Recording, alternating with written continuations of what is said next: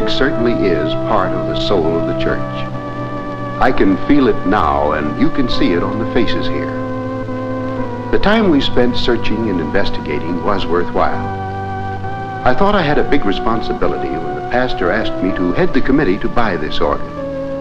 After all, I'm a businessman, not a musician. But I was certainly lucky with the committee I got. Our church organist, Alice Berry, was on the committee.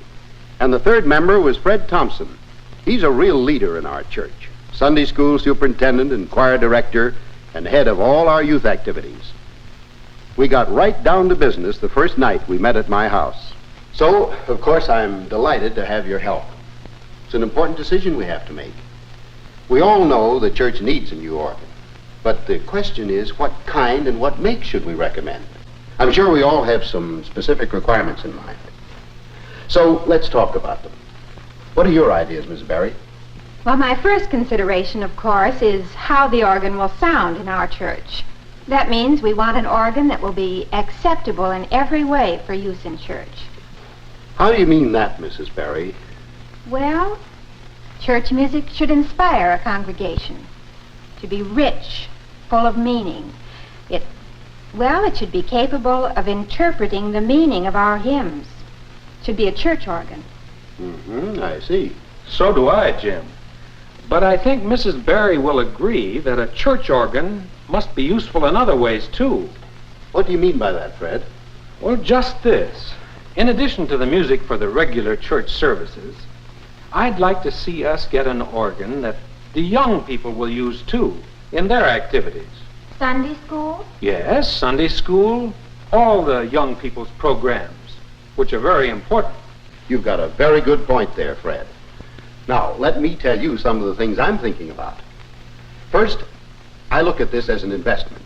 Just as in business, I want to be certain that we get the very best value and the very best quality.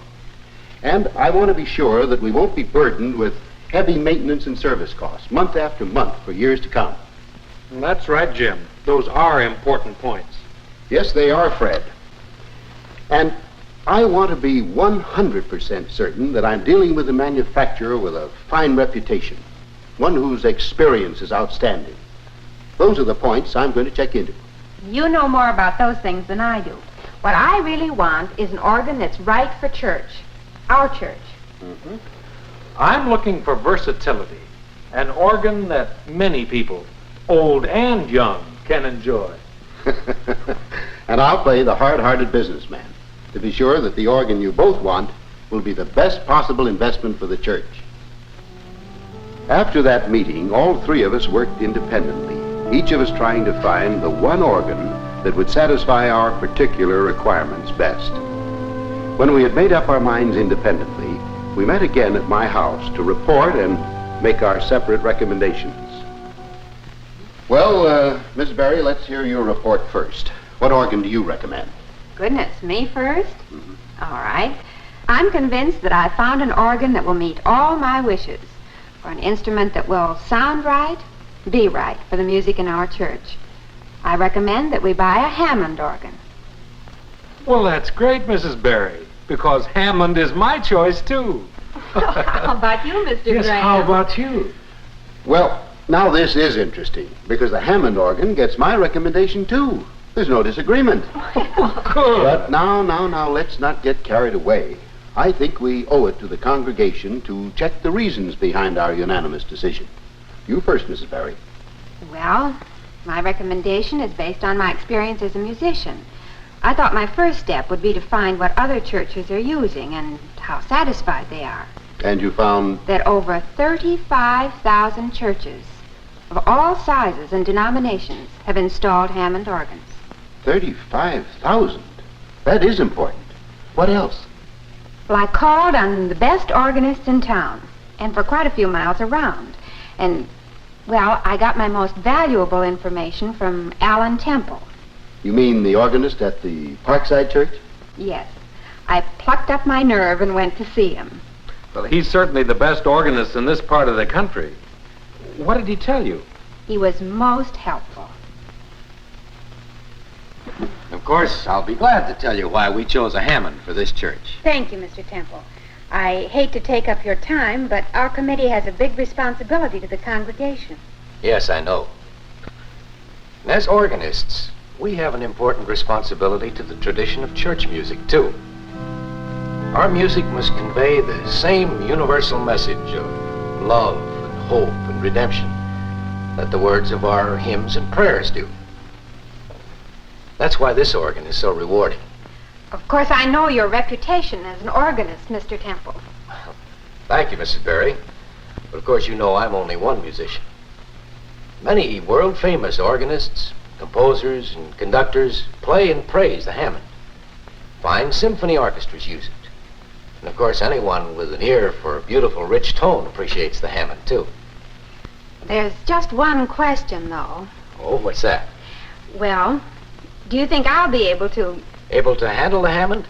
Step around here and I'll show you. Now, as you know, church music calls for traditional organ tones. Here I have 18 preset keys. Each one of them gives me one of those traditional tones. Listen.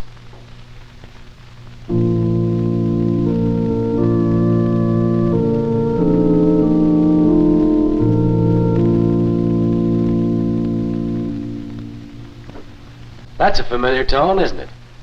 Here's another.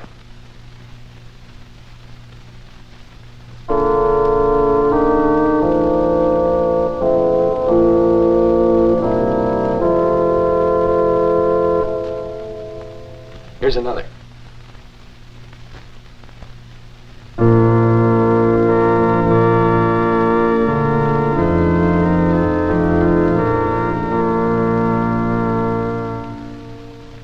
It seems quite simple. It's simplicity itself. Listen again. A full organ tone.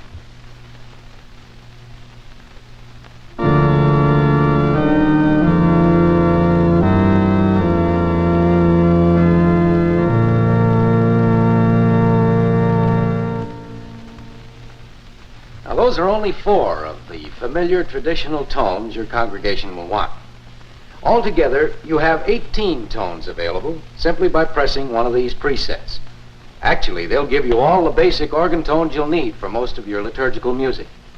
But to an organist, the most valuable feature of a Hammond organ is its unique system of drawbar registration. With just these few drawbars, it's possible to create quickly and easily thousands of beautiful, full, rich organ tones of your own choosing. Really? How? Simply by applying the fundamental principles of all music. As you know, tones are made up of harmonics, just as words are made up of letters. On a typewriter, we can make any word we want simply by combining the various letters of the alphabet. On the Hammond organ, we have 9 harmonic drawbars that constitute a musical alphabet.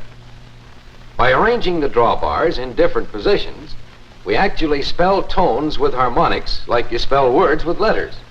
We could very easily call this system a tone typewriter. Is it hard to learn? Not at all. Look, you know there are only 4 basic families of organ tones. Flutes, reeds, strings, and diapasons are foundation tones. Let's set the drawbars for a nice flute tone. There. And here's what it sounds like.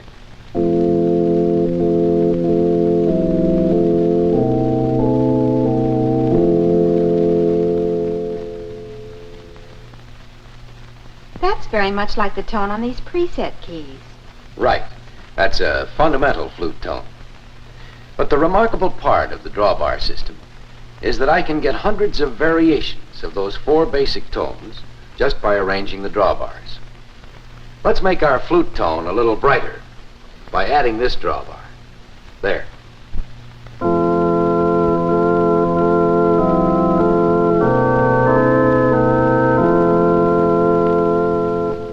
Oh, I like that better. How about this? Here's another flute tone.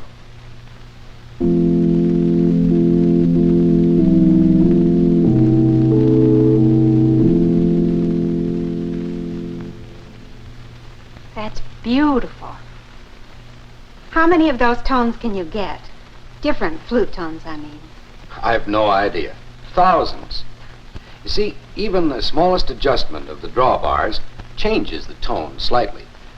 So I don't suppose I've ever used all the tones it's possible to get from this flexible system of drawbar registration. It's amazing. With that system, I wouldn't be restricted to any one tone. I could adjust it to the music. That's right. But what about the other three basic families? Strings, for instance. Here's a lovely string tone.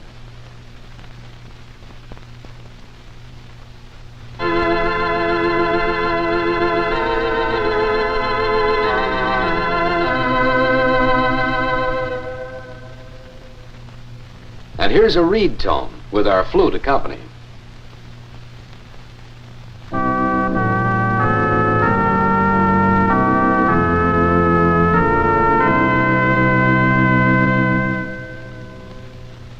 And finally, here's the most familiar of organ tones, a diapason.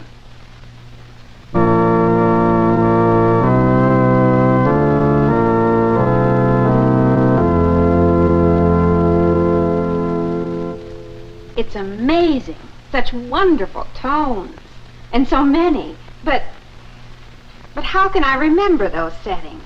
Very simply. You see, each of the four has its own characteristic shape on the drawbars. Well, here, maybe this will illustrate it for you.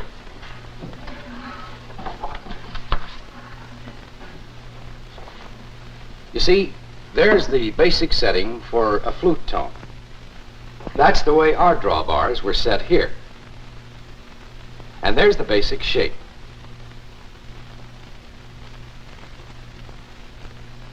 And here's the basic setting for the string tones.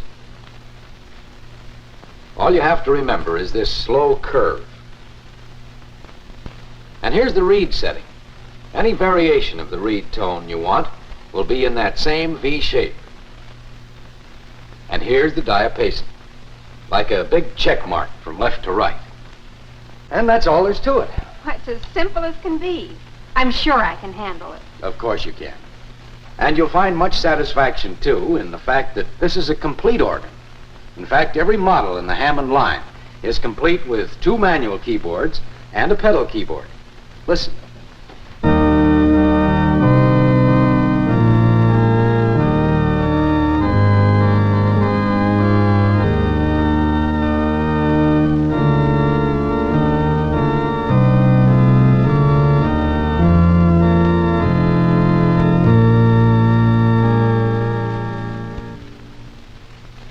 Now, this organ has a 32-note pedal keyboard designed to meet AGO specifications, and an additional solo pedal unit that will give you tones from a 1 foot all the way down to a 32-foot pitch. Now listen to this.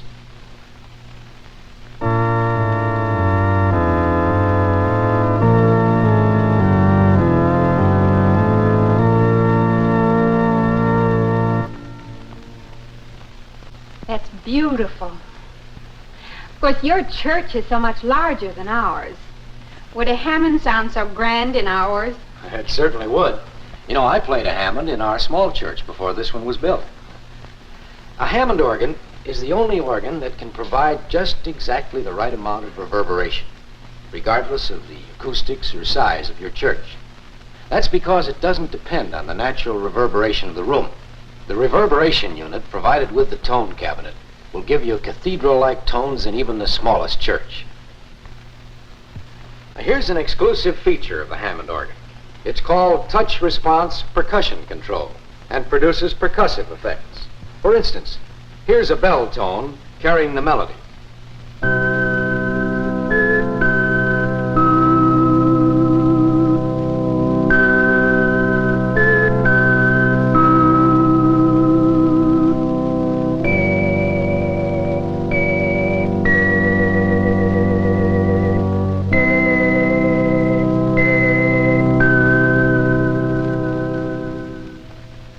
My, how beautiful. And here's a duet with a chime-like tone.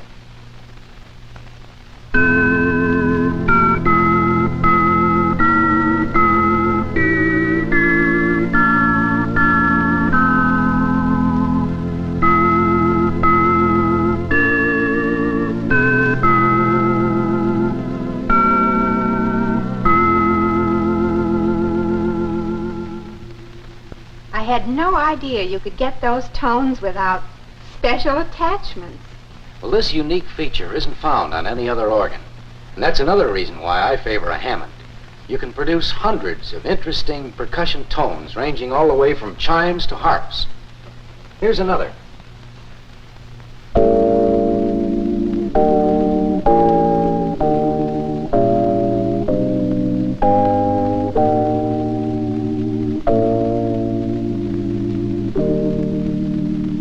Mr. Temple, it's simply thrilling.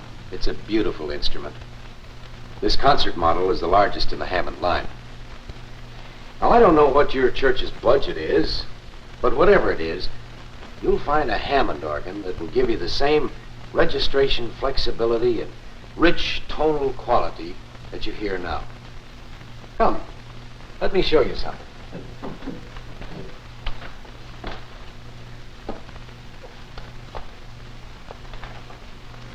Now, here in the choir practice room, we have the spinet model of the Hammond organ.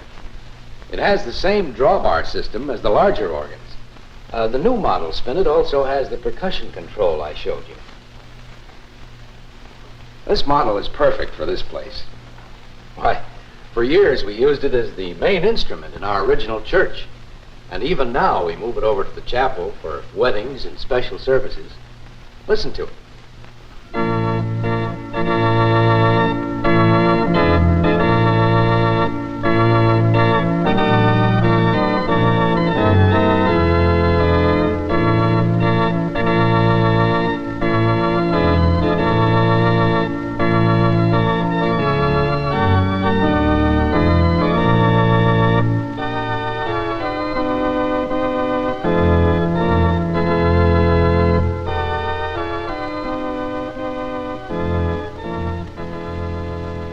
I was just entranced at the beautiful music coming out of the little spinet. And now, of course, I can't wait to... That is, of course, if you're satisfied. What about you, Fred? Miss Berry seems to have run into a very convincing gentleman. Well, I had about the same experience. Only there must have been 1,000 people convincing me. You know that big community church in North Hills? Mm-hmm. You've heard about the very active weekday program they have. Well, that church is really the center of community life. What I saw made my head swim. They have a big Hammond organ in the church, but they also have a spinet that is the busiest organ you can possibly imagine. 2 kids can lift it, and they wheel it back and forth all week from room to room. Wherever they need music, that's where the Hammond organ is. In the Sunday school room, it seemed to make those children sing with all their hearts, and from Sunday morning on, all through the week. That Hammond spinet model followed the activities all through the church calendar.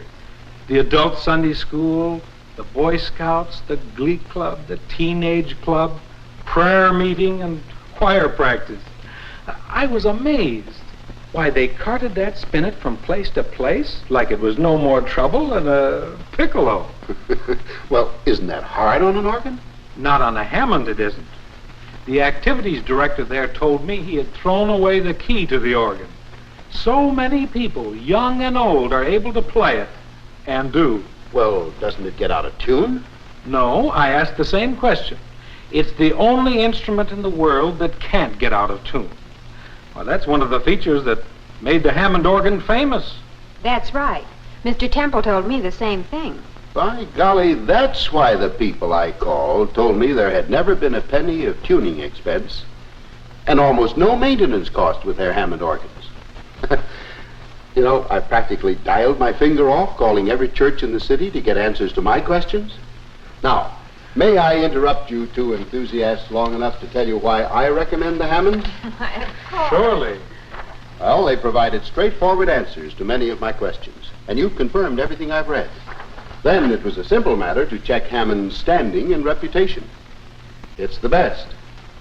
I learned that there was an organ priced to meet our budget. And of course, I've already told you that I'm satisfied we'll have no tuning costs and little maintenance to worry us in the future. I've checked everything from a business standpoint, and I'm convinced that a Hammond organ will be our best investment. Yes, Mrs. Berry and Fred, I'm in complete accord with you. I feel confident that we've reached a sound decision.